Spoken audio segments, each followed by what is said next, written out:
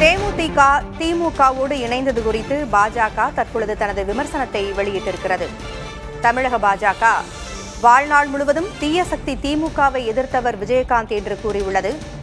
திமுகவுடன் கூட்டணியை கேப்டனின் ஆன்மா மன்னிக்காது என்றும் தமிழக பாஜக விமர்சித்திருக்கிறது. தேமுதிக திமுகவோடு இணைந்தது குறித்து தமிழக பாஜக தனது விமர்சனத்தை முன்வைத்திருக்கிறது. கேப்டனின் ஆன்மா மன்னிக்காது. மக்கள் விரோத திமுகவோடு தேமுதிக இணைந்ததை கேப்டனின் ஆன்மா மன்னிக்காது. கேப்டன் மற்றும் தேமுதிகவிற்கு கொடுமை இழைக்கப்பட்டிருப்பதாகவும் அவர்கள் கூறியிருக்கிறார்கள். மக்கள் விரோத திமுகவுடன் இணைந்ததை கேப்டனின் ஆன்மா மன்னிக்காது என்று தமிழக பாஜக பதிவிட்டிருக்கிறது.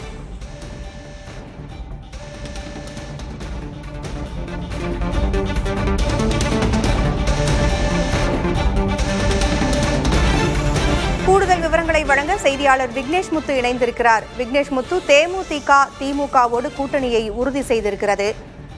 இதுகுறித்து பல்வேறு தரப்பினரும் தங்களது கருத்துக்களை பதிவிட்டு வரும் நிலையில் தமிழக பாஜக தற்பொழுது கேப்டனின் ஆன்மா இதை மன்னிக்காது என்கிற ரீதியில் பதிவிட்டிருக்கிறார்கள். கூடுதல் விவரங்களை பதிவு செய்யும்.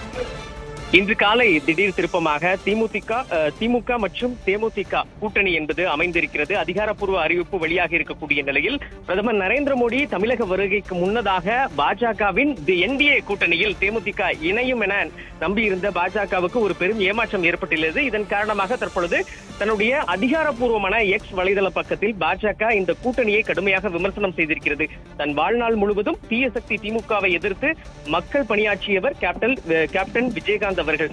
அதனால் கேப்டன் விஜயகாந்த் அவர்களுக்கும் அவர் உருவாக்கிய தேமுதிகவிற்கும் கொடுமைகளையும் அவமானங்களையும் மட்டுமே வழங்கியது திமுக.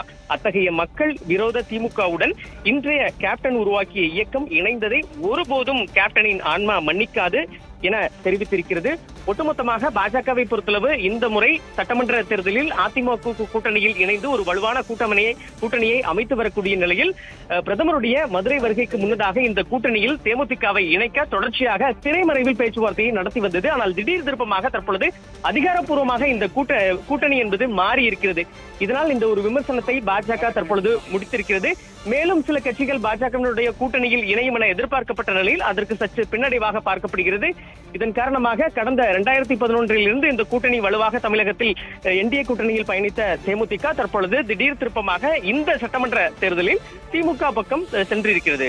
உங்களடி 200 இடங்களுக்கு மேல் இந்த கூட்டணி வெற்றி பெறும் என்று பிரேமலதா விஜயகாந்த் மிக நம்பிக்கையாக தெரிவித்திருந்தார். என்னென்ன இடங்களை அவர்கள் கேட்கிறார்கள் என்கிற தகவல் ஏதாவது வெளியாகி இருக்குதா? இந்த சட்டமன்ற தேர்தல் களத்தை பொறுத்தளவு தேமுதிக 7 சட்டமன்ற தொகுதிகளும் ஒரு ராஜ்யசபா உறுப்பினர் பதவியும் அவர்களுக்கு ஒதுக்கப்படலாம் என தற்பொழுதைய தகவல் என்பது வெளியாகி இருக்கிறது.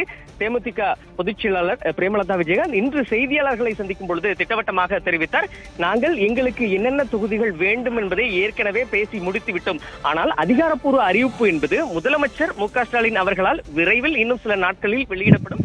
அதுவரை நாங்கள் காத்திருக்கிறோம். சென்னையை பொறுத்தளவு விருகம்பாக்கம் உள்ளிட்ட முக்கிய 6-7 இடங்களில் தேமுதிக நேரடியாக களமிறங்கிறது. இந்த தேர்தலை பொறுத்தளவு பிரேமலதா விஜயகாந்த் போட்டியிடுவார் என்ற ஒரு தகவல் வெளியாகி இருக்கிறது. இந்த ராஜ்யசபா சீட்டில் எல்.கே. சுதீஷ் அவர் நேரடியாக அவருக்கு வழங்கப்படலாம் என்ற ஒரு தகவலும் வெளியாகி இருக்கிறது. இந்த தேர்தலை பொறுத்தளவு தொண்டர்களின் விருப்பம், மாவட்ட செயலாளர்கள் நிச்சயமாக நாங்கள் இந்த முறை நாம் திமுக கூட்டணியில் தான் பயணிக்க வேண்டும். அப்படி பயணித்தால் தான் நம்முடைய கட்சியின் எதிர்காலம் சிறப்பாக அமையும். கூட்டணியில் கூடுதலாக 200 இடங்களுக்கு மேலாக இந்த கூட்டணி வெற்றி பெறும் என்று தெரிவித்திருக்கிறார்கள். அதன் அடிப்படையில் இந்த கூட்டணி உருவாக்கப்பட்டிருப்பதாகவும் தேமுதிக அதிகாரப்பூர்வமாக இன்று இணைந்திருக்கக்கூடிய நிலையில் தொடர்ச்சியாக தேமுதிக தன்னுடைய தேர்தல் வியூகம், பரப்புரை வியூகம் உள்ள விஷயங்களை அடுத்தடுத்து ஆலோசனையாக மேற்கொள்ள இருக்கிறது. பொங்கலி கேப்டன் மற்றும் தேமுதிகவிற்கு கொடுமைகளையும் அவமானங்களையும் வழங்கியது திமுக என்று தமிழக பாரதிய ஜனதா கட்சி விமர்சனம் செய்திருக்கிறது. மக்கள் விரோத திமுகவோடு இணைந்ததை கேப்டன் ஆன்மா மன்னிக்காது என்றும் தமிழக பாஜக பதிவிட்டிருக்கிறது.